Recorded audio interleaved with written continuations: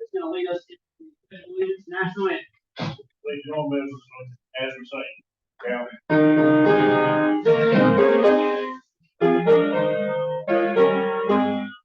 Oh, say, can you see $5 $35 surrounding me at the twilight's fasting, with stars and bright stars through the perilous hour. Oh, ramparts we cross, were so gallantly sweet, and the rockets spread there, the wonders she gave through the night, that our flag was still there. Oh, say does that star-spangled banner yet wave over the land and on the sea and the whole world?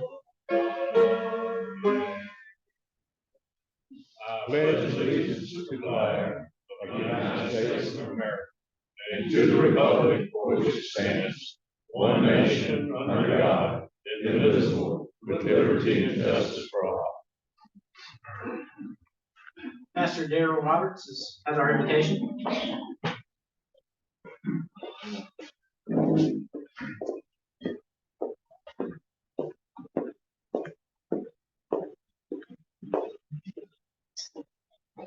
Father our God, we thank you for another day's journey. We thank you for this day that we've never seen before, but you have allowed us to see it, to witness it, and to live in it. Thank you for your grace, that you allow us to live life, to witness what you're doing in each one of our lives. Now let us give you the glory and the honor for all that you're doing in our midst. We thank you for the food that have been prepared for us, for the nourishment of our bodies. Bless this meeting, bless everyone in this place. In Jesus' name, amen. Amen. Thank you, Pastor Roberts. Terry Duffy, Family Rotary. Thank you very much, President Johnson. I must say, I know our speaker will be speaking. Good to see you, my friend. You know, this guy does a pretty good job judging. Back when I had the radio station, we had a couple of big car giveaways, and he came in as official judge. Remember that?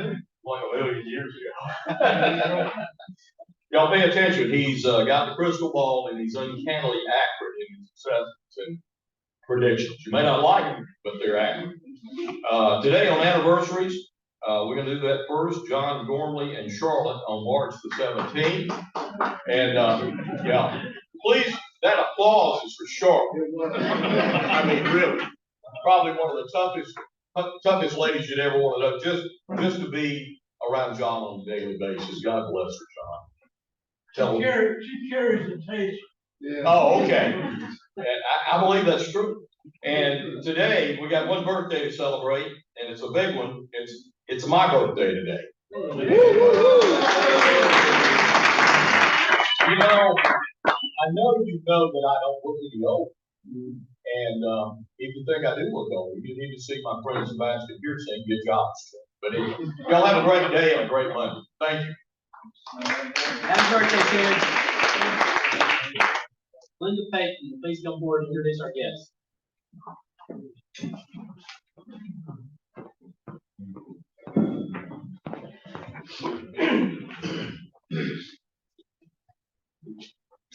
Good morning. We are happy to welcome our guests and our visiting Rotarians today. And when I call your name, would you please stand up and remain standing until all of the visitors are acknowledged. We have Fran Lamontina, guest of Troy Fountain. Carol P., guest of Josh Chapman. Tom Renshaw, guest of Nathan Wallace. And a visiting Rotarian, Brandon Shue, from our Tuesday club. Welcome. Thank you, Linda. All right, time for our camp basket drawing. Brad Parrish.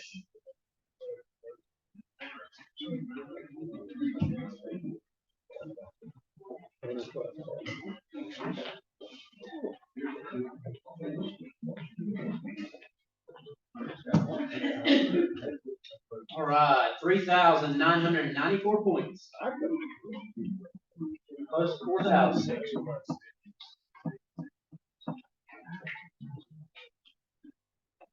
Last four, 6625. 6625, Mr. Tom. All right.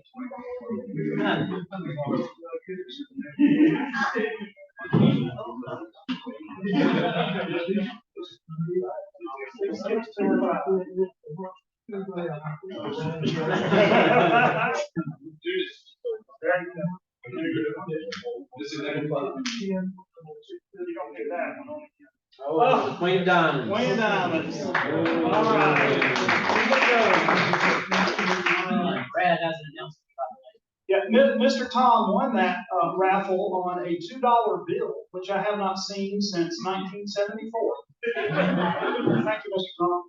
So just a quick announcement on behalf of Mary Beth and Greg Hendricks and myself. We still have 4 tables left for the Rotary Ball that is going to be held at the Dothan Country Club on the evening of April 27th.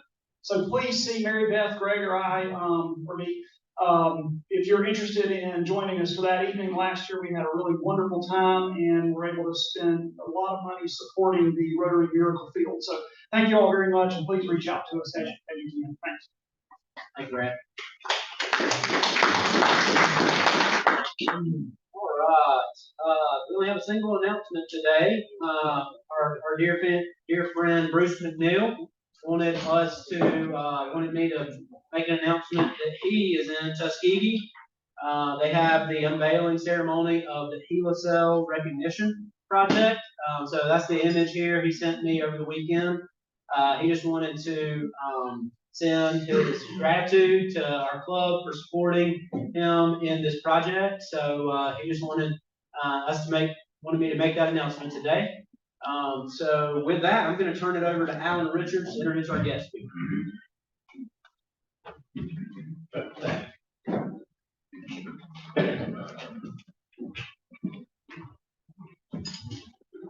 Thank you, President Josh. Our guest today may not need an introduction to most of you. Mr. Steve Flowers. He's an Alabama premier political journalist and commentator. His weekly column Inside the State House appears in over 60 Alabama newspapers and publications with a circulation of 400,000. This pervasive readership accounts for virtually every daily and weekly publication, as well as all major online news sources in the state of Alabama. His dominance of Alabama political commentary is legendary and is unparalleled in Alabama history. In addition to his informative and entertaining weekly column, which is every Sunday in the Dothan Eagle, I read it every Sunday. He can be seen regularly on television outlets in Montgomery, Birmingham, Huntsville, Mobile, and Dothan. His weekly public television show, Alabama Politics with Steve Flowers, is seen throughout the state. As Alabama's premier columnist and commentator, Steve has analyzed Alabama politics for national television audiences on CBS, ABC, PBS, Fox, CNN, and BBC. His 2015 best-selling book of Goats and Governors, 6 decades of colorful Alabama political stories, takes readers down memory lane of Alabama's rich and colorful political history.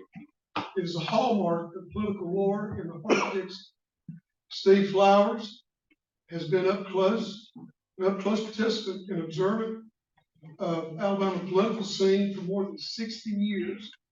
He had a 16-year illustrious career in the Alabama legislature. He now has been Alabama's leading and most widely read political columnist for the past 20 years. He is generally considered the ultimate authority in Alabama politics and Alabama history. Please help me welcome Steve Flowers.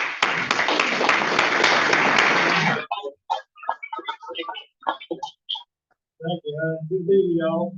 Time passes by. The last time I was here was 4 years ago, the Monday before the election. I was Lieutenant John Watson.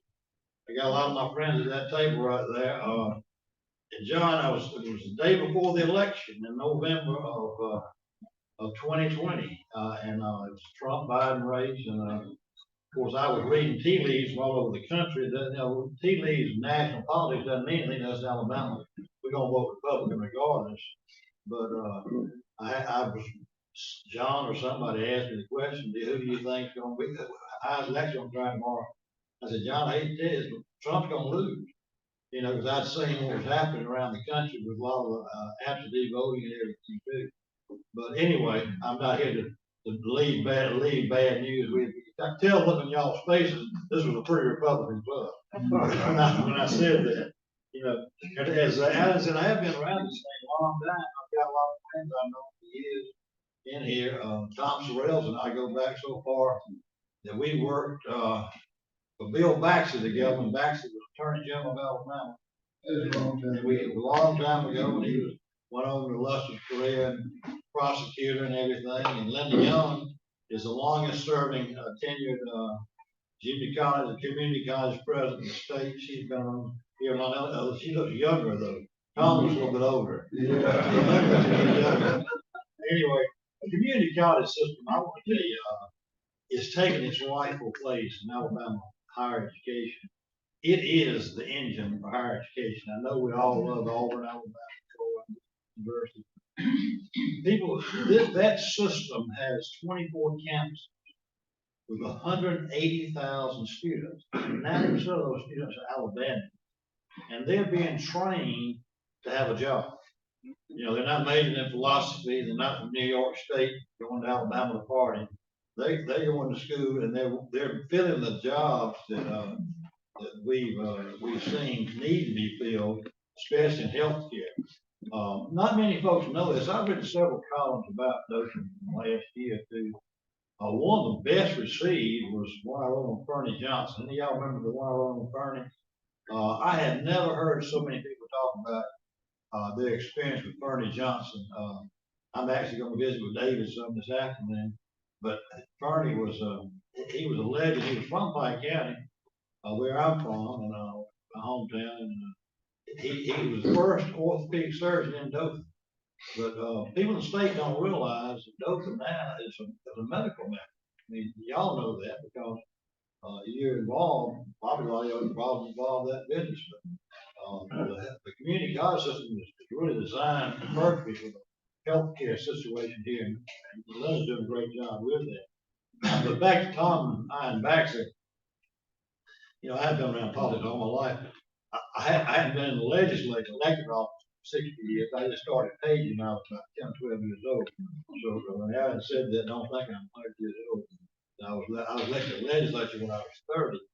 But I had been around a while, and I was elected from a rural district, Pike County and Dale County. I had Northern Dale and all of Pike in my legislative district. And, when you're in politics, y'all will know this, that those of us who fool around politics, and preachers will know this, that preachers and politicians really become good friends. Y'all may be surprised because we go to all the same meetings.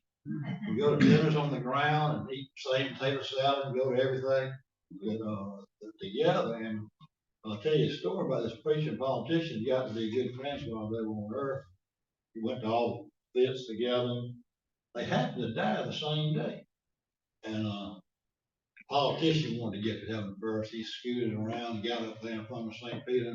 He was trying to butter up St. Peter about where he was going to live up there. He said, well, that preacher and I were real good friends. Assuming the preacher will be a good place to live. You ought to put us together. We're going to be, we need to be together. And St. Peter said, no, politician, I've got a place for you over here on the south side of heaven. So he took the politician down the south side of heaven. The houses started getting bigger and bigger and bigger.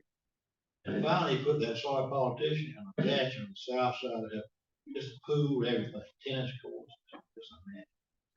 And the preacher got up there. He was so nice and humble and beautiful. And he says, St. Peter said, I'll be fine where you put me, St. Peter. St. Peter took him completely opposite direction from the politicians standing down the north side of heaven. And the houses started getting smaller and smaller and smaller. And finally, he put that wonderful, humble, fantastic preacher in the worst shack you've ever seen in the north side. And the angels were watching this whole thing. And they had to ask St. Peter, said, didn't you make a mistake? You know, you put that preacher over there in that shack and that politician over in that mansion. And St. Peter said, no, I didn't make a mistake. You know, preachers up here are dying with us. It's been 100 years I've been a politician.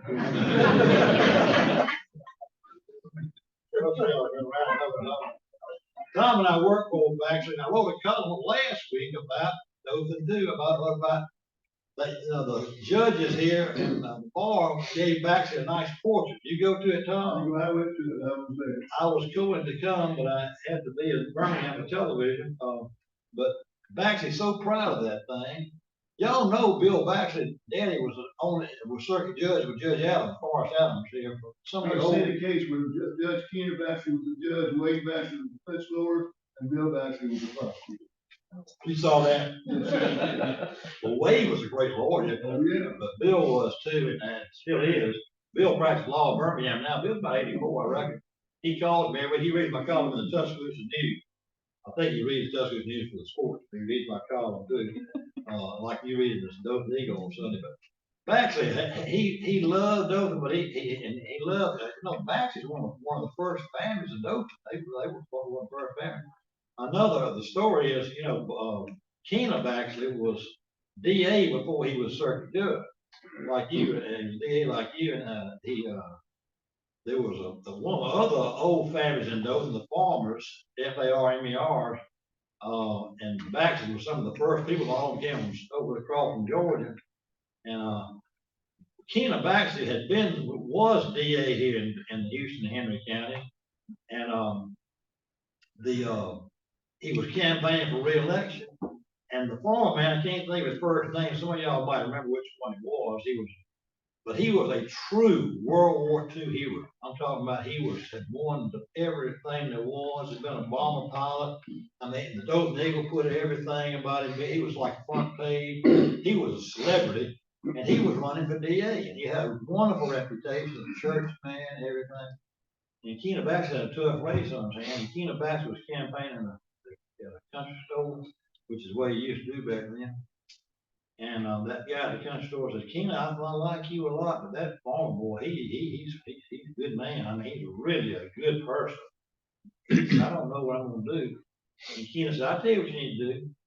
You need to vote for me and not ruin that boy's life and get him in politics. That's a good story. Baxley tells this story, and y'all know Houston and Henry been in the same circuit for years, generations probably.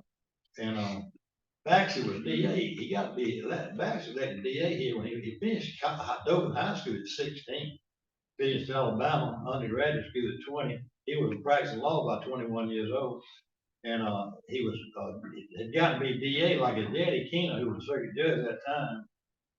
And he was going to court over in Houston County, over Henry County. Now, how many of y'all remember the Cuban Missile Crisis? How many of y'all remember? I thought my world was going to end it. No. I mean, I was playing Pee-wee football and every jet in America flying over my football field. I mean, those of you who lived through it, didn't most of y'all think we were going to go to war, going to be a nuclear war? That's all the war. I mean, the Cuban Missile Crisis with Khrushchev and Kennedy were facing off, and y'all know what Tumbleton is. Some people call it Shelbyville, over in Henry County, because all the Shellys live over there, came from there. It's right between Abbeville and Hibbing. Now, Abbeville's the county seat, and so the Baxter was going over to court. I guess 9% of the people in the circuit in Houston County and 10% in Henry. So I guess what wayward criminals they were in Henry County, Baxter was going there for once a month visit. And as a politician, he stopped by that country store, which is nothing more than it was everything. It was a country store, mechanic store, and everything like that. And there was an old guy in there, was a mechanic named Squatlow. And the reason he was named Squatlow, he could squat down lower than anybody else. They'd sit around an old hot-bedded stove during that time, and they would tell stories, and Squatlow would tell the story. And, Squatlow was holding court that day, and Baxter was in there, and Squatlow he had never been out of Henry County. His whole life, he had never been out of Henry County. And, he didn't know anything outside of Henry County. How he had been know. And, he was just shaking his head, worried to death. And his world was gonna come to an end. That's all the conversation was. And he was just worried, almost crying. Those damn Russians are gonna bomb Abbeville. I know they're gonna drop a bomb. They're gonna drop a bomb right on Abbeville. And Baxter chimed in and said, Squatlow, they ain't gonna drop a bomb on Abbeville. You know, they might hit Huntsville, but they ain't gonna drop one on Abbeville, I don't believe. And so made Squatlow mad. He looked at Baxter and said, Baxter, you're a stupid young lawyer. You don't know nothing. Don't you know Abbeville's a county seat of Henry County? Squatlow never been out of Henry County. This last election on March 5th, which is really our election in Alabama because we're a Republican state. And, you know, it's, if you're going to run for statewide office or congressional seat, except for the one that's currently Democratic and the one that might be Democratic, you know, they carved that area of the state up pretty bad. And the big surprise to me, and I think it's owed to the Wiregrass, is when they drew that second district in Montgomery and the surrounding counties and drew an arrow down to Mobile to make a Democratic African American district, which they may or may not accomplish, the courts I'm talking about, and made the second district completely change. They cut the Wiregrass loose and sent the Wiregrass to Mobile. And Jerry Call, the congressman from the first district, he had 2/3 of that district. So everybody had written Barry Moore off. I said, let's just foregone conclusion. If Carl's got 2/3 of the district in Baldwin and Mobile, you know, because I don't know whether you know this, Baldwin County has grown so much. It's got close to 250,000 people, 246,000 people, and every one of them are Republican. There ain't many Democrats in Baldwin County. And so you had that county and part of Mobile and with the Wiregrass and the county of Houston, Henry, Geneva, Coffee, Covington, and Dale, 6 Wiregrass counties, were cut loose to as y'all probably know, to the first district. Well, Barry Moore won that race because of the Wiregrass. My column coming out this week says the folks in the Wiregrass decided not so fast, Mobile, we're gonna keep our country if you don't mind. He got 78% here in Houston, 78% in Henry, 80 in Geneva, 77 in Dale, 74 in Covington, but he got 84% in Enterprise in Coffee County, where he's from, and that propelled him. And he took that Wiregrass vote, and I think it was a hometown, friends and neighbors vote, and won that race with that, because Carl, he cut into Carl's vote in Baldwin County. Carl only got 62%. So the Wiregrass controls the Mobile district now. So that's congratulations to keeping your congressman. And that second district is now the first. But like the other good race was Sarah Stewart winning the Supreme Court race, and that was only a good statewide race. The presidential race, Trump got 84%, which is about what was expected in Alabama. I suspect he will get 63-37 against Biden and fall.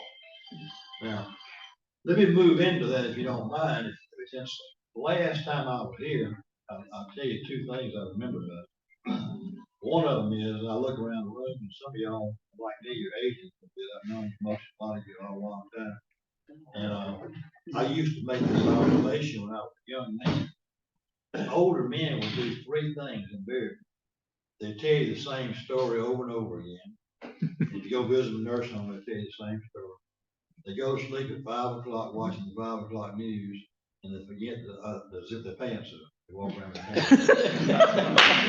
I do all 3 of them. And I started 4 years ago here in Dothan Rotary Club. I stood up to speak, and the man who was going to introduce me said, Mr. Flowers, your pants are still. That's about par for the course. So and I probably gonna tell y'all stories I haven't told y'all before. And the other thing is I'll do a television interview at 3 o'clock in the afternoon in Birmingham, Montgomery, and go back to watch that on television and fall asleep before I can watch it. So I do all three of them now. You know, but anyway, having said that, the election this fall is going, presidential elections are not really nationwide elections anymore. There's only about 6, maybe 9 states that really are in play. They're true swing states, purple states that can go either way. We're not one of them. We're one of the 42 states with the haze in the barn. If Mickey Mouse is a Republican nominee, he's gonna carry out. It doesn't matter. It puts y'all, anybody that's running name on the ballot. Y'all run for president as Republican, you're gonna carry out the but conversely, if you put Donald Duck's name on the ballot, he's gonna carry California as a Democrat. So those states are not in play. Alabama's not in play. California's not in play. New York's not in play. The election will be held, and even further than that, it'll be held in certain boxes in Arizona, Nevada, Wisconsin, Michigan, and 2 or 3 others. Now, when I gave you what I thought, what I could tell from your expression of bad news the Monday before election 4 years ago, that I'd seen that Trump was not going to do well in those swing boxes. If you ask me today, I will tell you that Trump will beat Biden in the fall. And I'll tell you why he will if it's held today. Now, having said that, the reason is in those 7 states, Trump is in the lead, but it goes back to this saying, and I've written this numerous times over the years, and it's true, it gets truer every year. George Wallace told me this when I was a young legislator.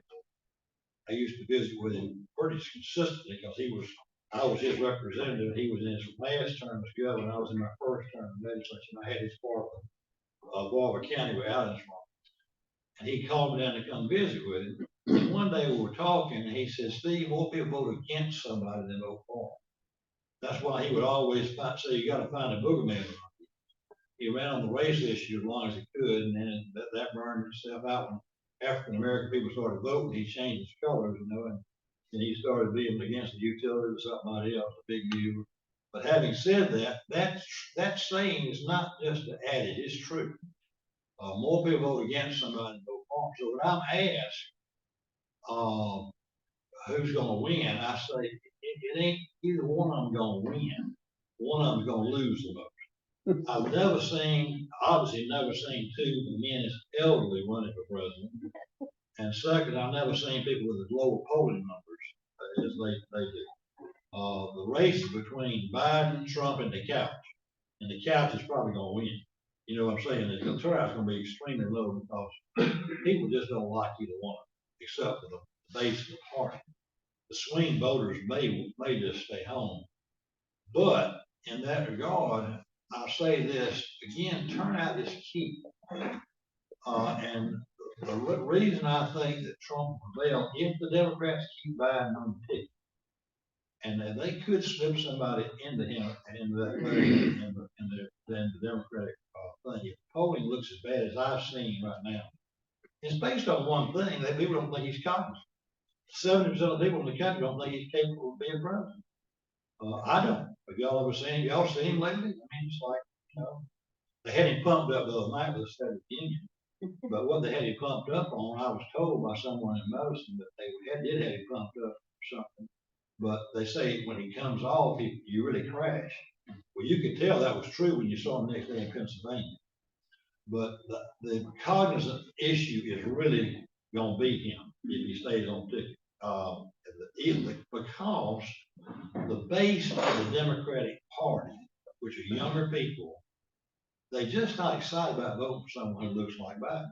I mean, they just can't relate to it. I mean, they don't think he's capable of being president. And quite frankly, he probably is not.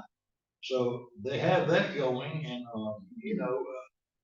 the other thing is, one thing that's changed too is they have tightened up all that loose voting thing. The reason that Biden did win, now you shouldn't use the word stole the election, but the laws were were really opened up by judges all across, and especially in several pivotal swing states, Georgia being one of them, that allowed voting any way you wanted to vote, as many times as you wanted to vote. In places like Atlanta, and they were letting people vote 4 or 5 times, and voting by mail and hauling people in, and harvesting ballots and this sort of thing, all over the country. And it made a difference. And that's where I'll go with the second thing. I think Biden has lost enthusiasm among his base. Trump has not. Trump's base is enthusiastic. It's very enthusiastic. Hardcore Republicans throughout the country, especially in the South and the red states, are going to vote. They're going to turn out to vote for Trump. It started showing up in the Iowa caucuses, in the early primaries. People were going through snow to vote for. They ain't doing that for Biden and the Democratic thing. You got to almost make sure you get them in there. So the vote, they've tightened up the laws, Georgia especially. Let me start with Georgia. They've tightened the laws up there. You're not going to have a lot of ballot harvesting over there you had last time. And this is hard to say, but that girl being murdered over there at the University of Georgia campus is going to resonate with those Georgia voters too. If you don't think it is, you ought to hear them talk about it over there. And it was done by a legal immigrant. That border thing is really a problem. So, and I think that's hurting also. So Georgia, I think, is considered a purple state. It's one of the 8 swing states, but I don't see it going Republican. The other thing that's happened in the last 4 years is 2 states that have been very pivotal swing states. I'm talking about Florida and Ohio. And y'all know the history of Florida. It has always been considered an ultimate swing state. That the Bush-Gore race was decided by just a few votes there. It's been a pivotal swing state. They have gotten a lot of older Republican voters have moved to Florida. I mean, a lot of them. And they moved from red state and blue states to Florida. It's made Florida a red state. Florida's a Republican leaning state now. And so is Ohio. I don't know the reason for Ohio, but those 2 swing states who decide the presidency in past generations, past decades, they are very leaning Republican. So that's changed. I think Georgia's going to go back into the Republican column. But it all boils down to turnout. So it's going to be a close race in the fall.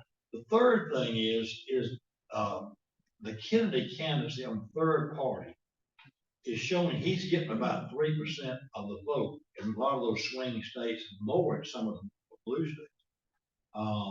That 3%, if he gets that 3%, it beats Biden in those close states. So I may be wrong, but I'm thinking that's the way I see it now. Now, however, let me say this about that. 8 months is a long time. Here we are, March 11th. Election is November the 8th. I was watching a focus group on television, and there was a true independent voter they were focusing, and they asked him, said, well, who are you going to vote for? He just, quite frankly, not trying to be facetious, he says, well, I got to wait and see which one's alive first. I think they were waiting to see what Biden makes in November, and whether they keep him on the ballot or not, to see. But that's how I see the presidential race. There'll be no surprise in the fall, because anybody running as Republican will win the races here in the fall. Dothan's been one of the most Republican areas of the state for a long time. Matter of fact, the box most of y'all vote at is one of the weather lane boxes I watch. In the shopping center, what's the box? It was so big, they cut it up in half, but now some of y'all probably vote there. What's the mall the shopping center? Not Westgate. Westgate, yeah. Westgate's the big one, one of the biggest public boxes in the state on down there. I'd watch that one as soon as it closed and see how I could tell what the percentage was going to be from that box. I got about 8 around the state I follow. But they carved that box up, moved some of y'all out of there. I did something that was so big. But I don't see other surprises this time. I think that it's going to be a close race in the fall. I think we'll see, but we're going to be bystanders. We'll just be watching from the side and see how Arizona and the rest of the states go. This current legislative session has got some very volatile issues. One of them has got to come to a head, I think, this time, and that's the gambling issue. I can tell you from the last 6 years, and I've told legislators this, and I think it's resonating with a lot of them. I haven't spoken to a Rotary Club in the state in the last 6 years that the first question asked me is, why can't we vote on Congress? And it gets very pronounced when you get on board, like Dothan or up in the Tennessee Valley or on the Georgia line or something like that. It's just almost gonna beat somebody if they don't let you vote. Now, I think every one of your legislators here voted, let people vote on it. Now, it's changing directions, has casinos sometimes, lottery sometimes, sports betting. I can't follow exactly where it is, but it came out of the House 70-30, and that's pretty strong. Daniel Ledbetter led it out of the House pretty strongly, and I think all your legislators here voted for it in the House. I'm sure Steve Klaus did. I'm sure that Paul Lee did. I'm pretty sure. And I think Chastain did vote for it in the Senate last week. I think your legislators are aware that when these Powerballs come along, it's just people get mad about it. I mean, they're mad about that issue. They want to vote on it because they think there's several reasons it'll pass. It did get on the ballot, which I think it's got a 50-50 chance. It's gotten out of the House and now passed the Senate. People, if you poll people under 45 years old in this state, people who go to church 2 times a week also bet on sports betting. They come home from Sunday school. People under 45 see nothing morally wrong. They think it's more morally wrong to have a glass of wine after church than they do bet on football.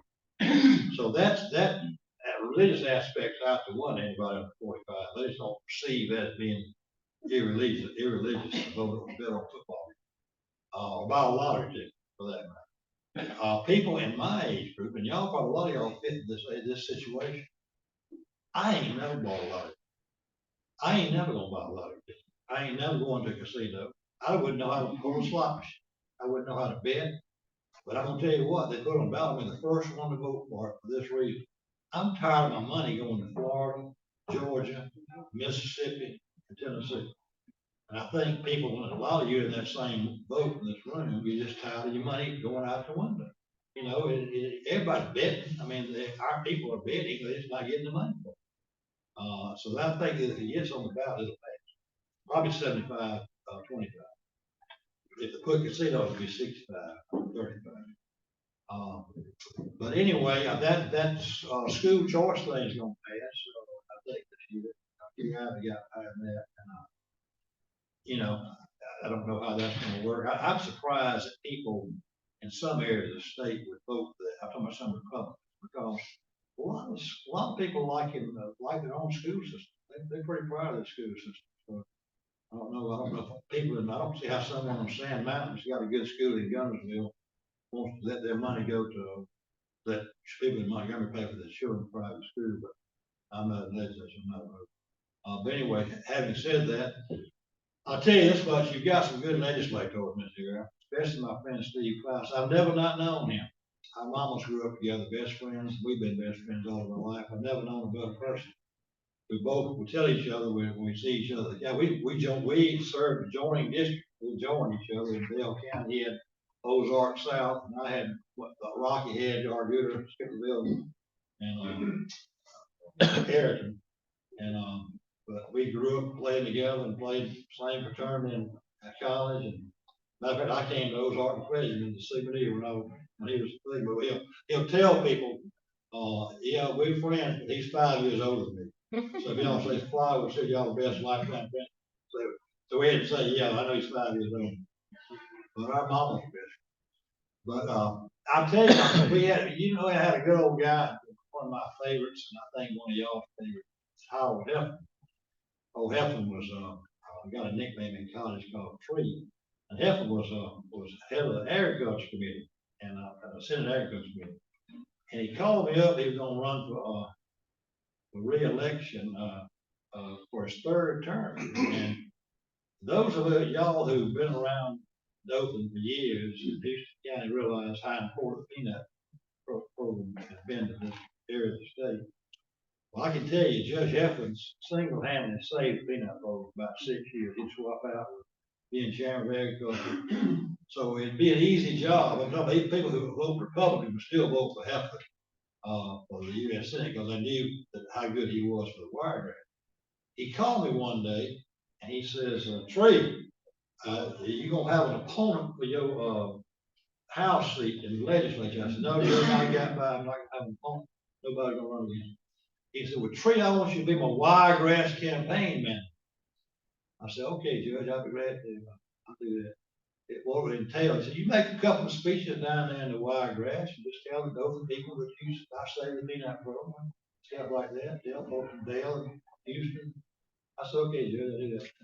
So my phone rang and it was late, about 2 or 3 weeks later. Heffern was the last Democrat from the South to get elected to the U.S. Senate. And he got the best Democratic pollster in America, Sean, and the best media guy, Sean and Penn. They were the ones that run Clinton's campaign. Being an incumbent Democratic senator, he had the best in the nation. They were expensive. He was incumbent, so he had any campaign. So he said, Trey, I want you to come up here and talk to my campaign people since you're my wiregrass campaign manager. And then you can hear what they're going to tell me about my campaign. Well, I said, Judge, I'd like to do that. I will. I'll come up there. I know you got the best in the business. Yeah, I got Penn and Sean, both of them. You know what they do is the best pollsters, they'll ascertain what people want to hear, and the media guy will tell them that.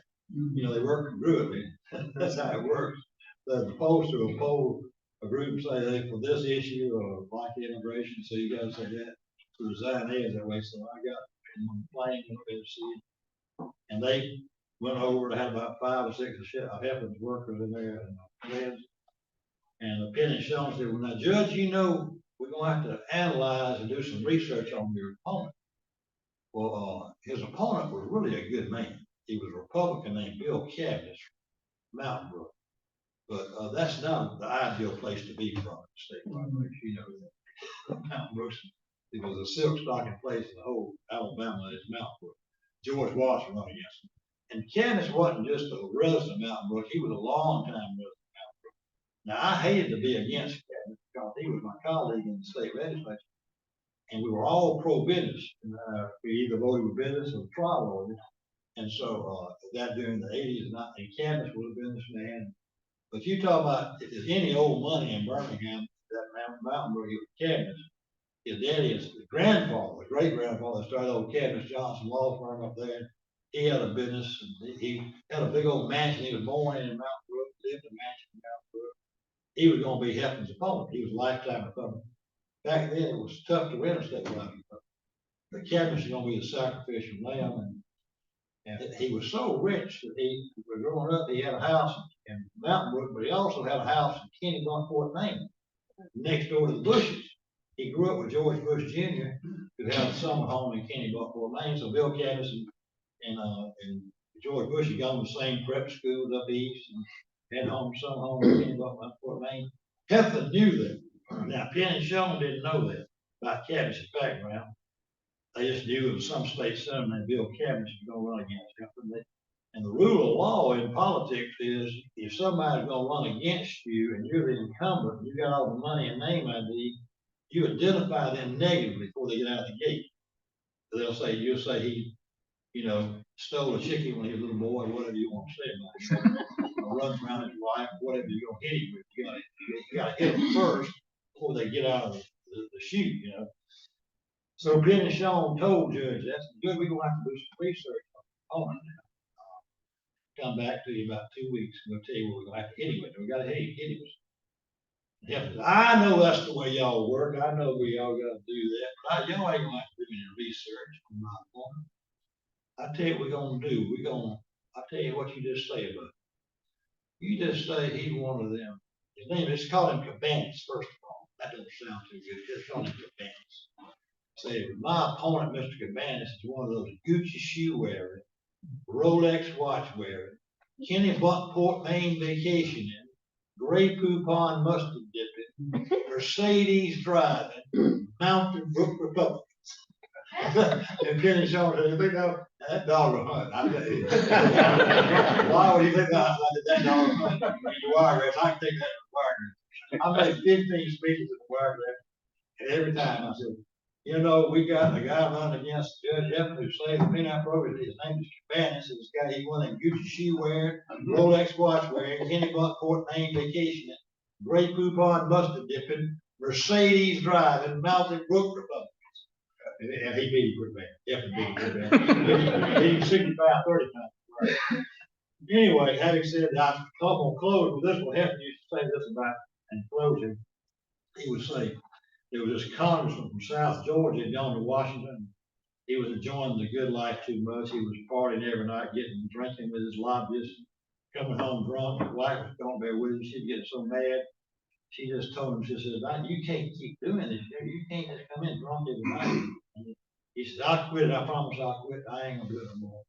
And he came in the next night, drunk as Cooter Brown, fell on the floor on his back. And she got a bed pan over his head and said, what do you got to say for yourself? And the old Congress said, well, I don't have an opening statement, but I'll be glad to answer the question from the floor. So I'm glad to answer the question from the floor with y'all guys. My time's about out here. Yes, sir. Would you comment on Katie Britt's remarks the other night after Biden? I love Katie. You know, I was for her. There's a lot of things for us. She didn't do a good job, but I don't think it's going to hurt her long term. She got a lot of negative publicity, but most of this came from Democrats. I think anybody. I talked to Joe Bonner about it. I talked to Senator Shelby about it. I talked to several other friends of Katie's. We all helped her, and I've been to Katie from the word go. I really thought it was a good speech.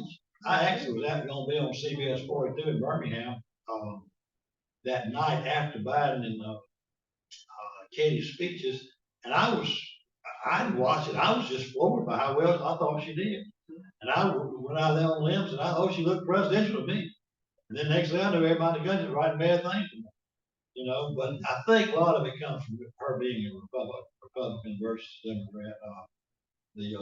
But I've known Katie Britt since she was a teenager in Enterprise. I was a keynote speaker at Girl State. She was a 17-year-old girl going to Girl State in Enterprise. She was an excellent dancer. Her mom was a dance instructor over there. That was a dance studio. And she was junior miss Coffee County and then for the state. She was elected governor of Girl State at that event. And I called Senator Shelby the next day. I said, Shelby, I just saw a young lady from Enterprise got governor, U.S. Senator. And we both been fans of hers all the whole time. And so I'm a little bit prejudiced. She went on to be president of SJ in Alabama. I mean, she's got a storybook career. You know, I don't think she's ready to be on the national ticket. I don't know that, but I don't really want her to be. I want her to be a long-term U.S. Senator. And whether she did a good job or not, I think most Republicans thought she did a good job. Is that kind of what you thought when you saw it? I didn't see anything wrong until they started pointing out things, you know. But most of it was done by liberal people. I don't think the average Republican in this country, much less Alabama State, from 10:30 on Saturday night, watch Saturday Night Live. I don't think, you know. I watched it the first time probably in 30 years because Katie, they were going to spoof Katie on. Is that kind of the way you read it? I don't think. Heard her with a Democrat. She wasn't really a Democrat, don't you? John, you like me saying Oprah Trump's gonna do better than last time on you. 4 years goes by to hurry that. My pants are zipped up too. Yes, sir. What's your take on District 2 for the Republican versus Democrat? That district is it's strong for Democrat. The chart, the plan is attached to the plan revealed, and the courts were saying we want to try to make a Democratic district. And so when the plan attached that to the plan, that chart showed in 16 out of 17 elections, had that race been on the ballot, a Democrat. So Washington is writing that as a Democratic picket. So if they do succeed in taking that seat, it'll move us from having 6 Republicans and 1 Democrat on the ballot to 5-2. I would say that Figures, will win that Democratic primary over Daniels. He had a 44-24 lead. That surprised me in itself. He came out of nowhere, but he came from Washington with a lot of money.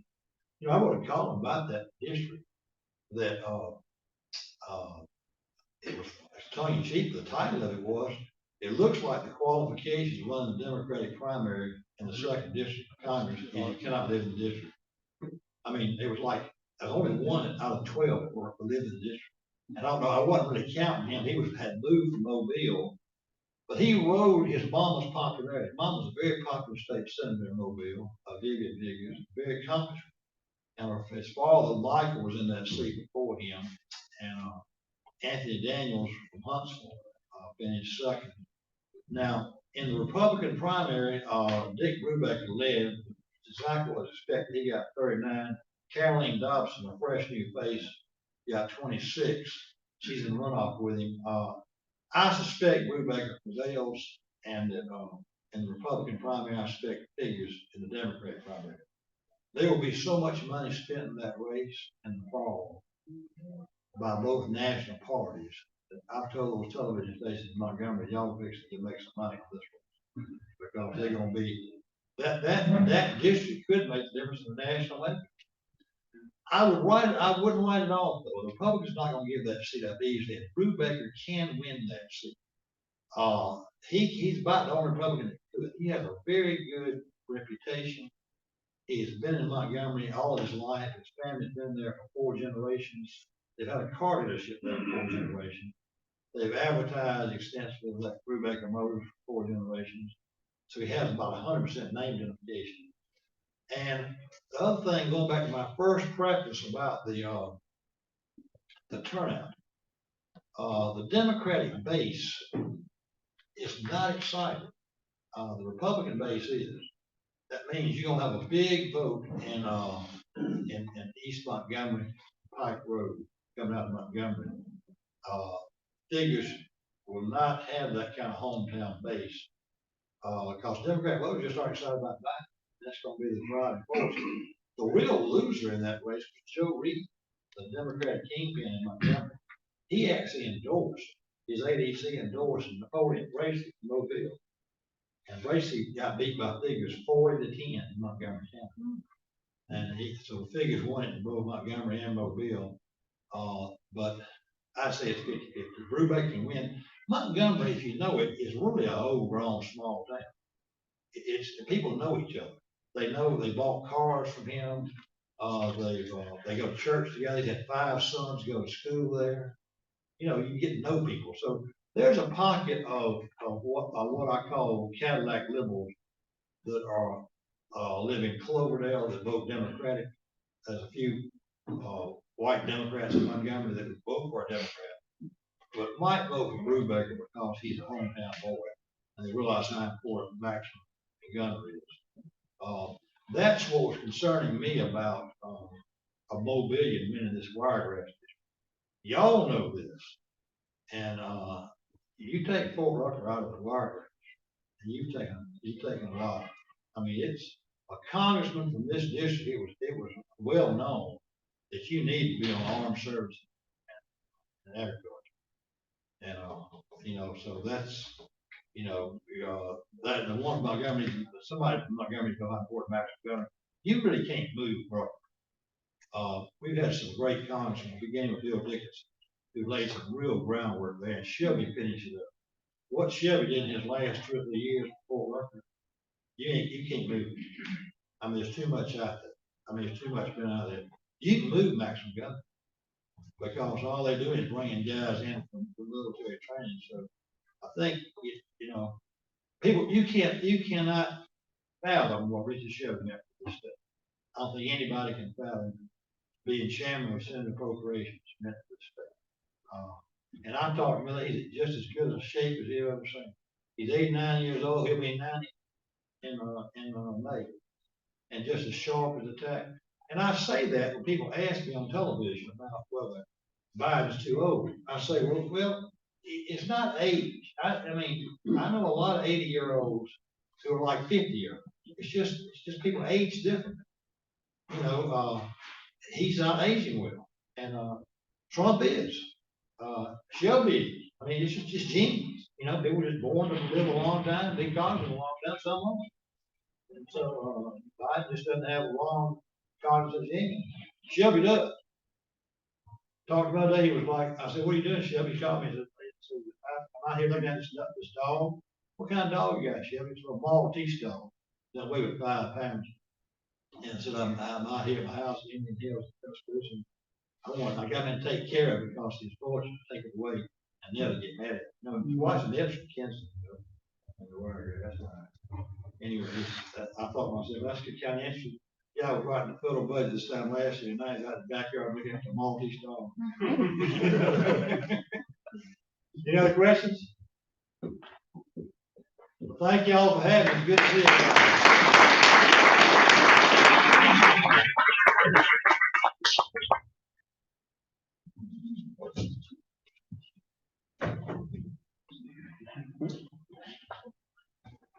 Mr. Flowers, pleasure as always to have you come speak with us today. I want to say thank you to those that helped with today's program. Great seeing the guests that visited us today. With that, please stand for our four-way test. Of the things we think, say, and do. Is it the truth? Is it fair to all concerned?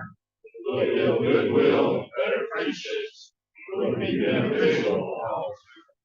Shine the light of Rotary.